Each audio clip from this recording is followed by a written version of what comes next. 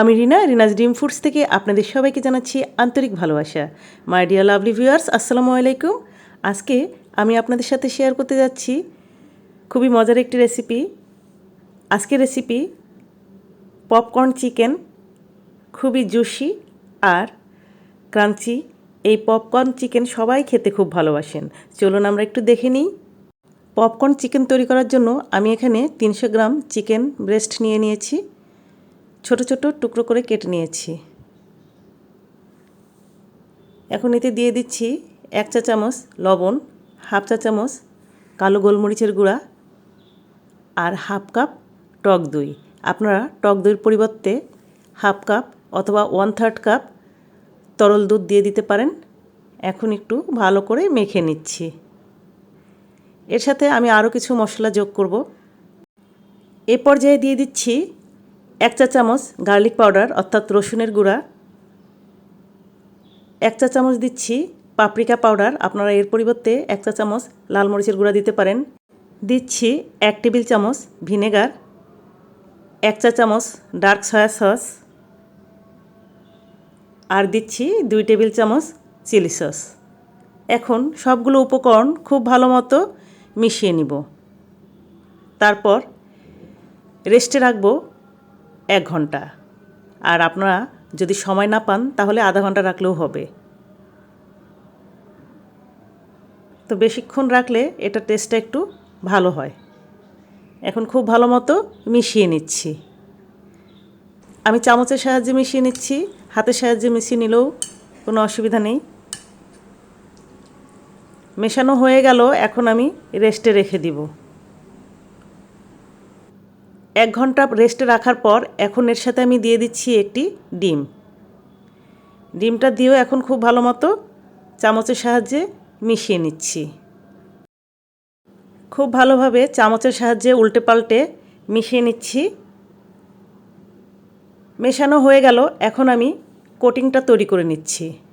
নিয়ে নিচ্ছি 1 কাপ ময়দা, এর সাথে নিচ্ছি হাফ কাপ কর্নফ্লাওয়ার, দিচ্ছি স্বাদ মতো লবণ,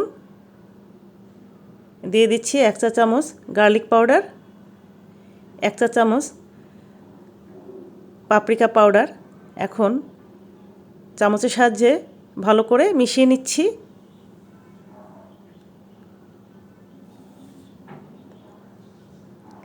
মেশানো হয়ে গেল, এখন ম্যারিনেট করা চিকেন থেকে একটি একটি করে টুকরো নিয়ে এর ভিতরে দিচ্ছি।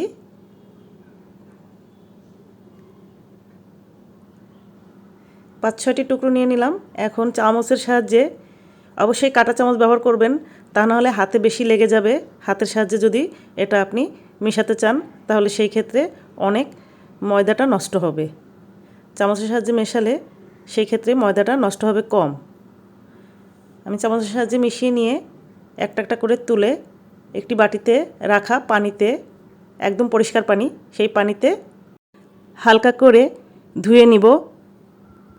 সব কয়টি টুকরো এক এক করে পানিতে দিচ্ছি। চিকেনগুলোকে ধুয়ে দ্বিতীয়বার কোট করার কারণ হচ্ছে এতে পপকর্ন চিকেনগুলো খুবই ক্রাঞ্চি হবে। তবে আপনারা চাইলে একবার কোট করেই ভেজে তুলতে পারেন।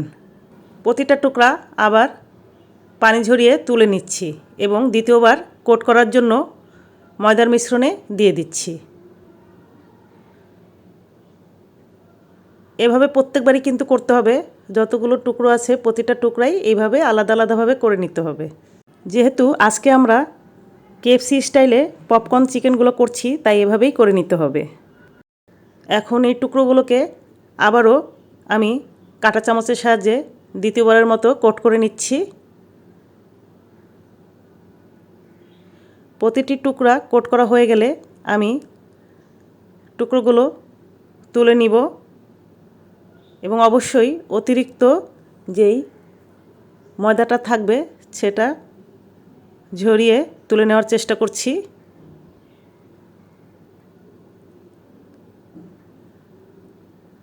এভাবে প্রতিটি টুকরো ময়দাগুলো ঝেড়ে তুলে নিতে হবে।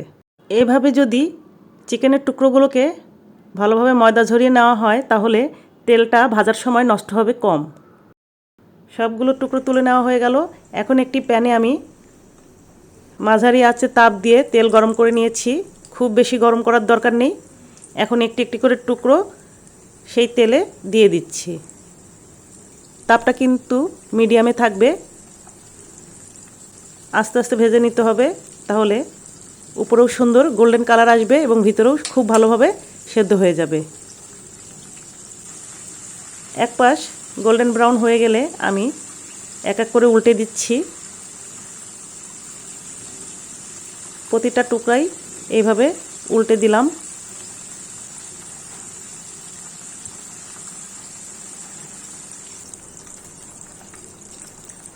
প্রথম ব্যাচটি আমার হয়ে গেছে। এখন আমি এগুলা তুলে নিব। তেল ঝরিয়ে আমি পপকর্ন চিকেনগুলো তুলে নিচ্ছি। প্রথম ব্যাচটি তুলে ফেলার পর দ্বিতীয় ব্যাচটি আমি ভাজতে দিব।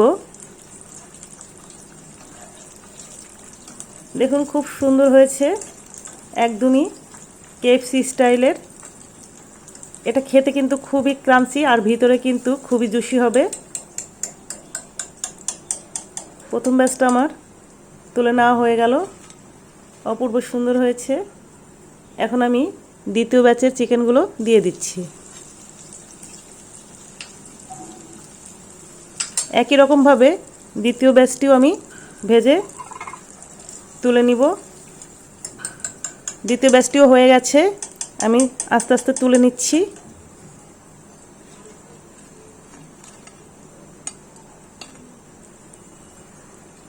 খুব সহজেই এবং সুন্দরভাবে তৈরি হয়ে গেল কেএফসি স্টাইলের পপকর্ন চিকেন। আর এই চিকেনটি কিন্তু সবাই খেতে খুব ভালোবাসে, বিশেষত বাচ্চারা খুবই ভালোবাসে। ডিয়ার ভিউয়ার্স, আমি আশা করছি আমার আজকের রেসিপি আপনাদের ভালো লেগেছে। যদি ভালো লাগে অবশ্যই কিন্তু একটা লাইক দিবেন। আর যারা এখনও আমার চ্যানেলটি সাবস্ক্রাইব করেননি, অনুরোধ রইল আমার চ্যানেলটি সাবস্ক্রাইব করে আমাকে সাপোর্ট করবেন প্লিজ। নতুন নতুন রেসিপি পেতে বেল আইকনটি প্রেস করে রাখবেন। আজকে বিদায় নিচ্ছি। আল্লাহ হাফেজ।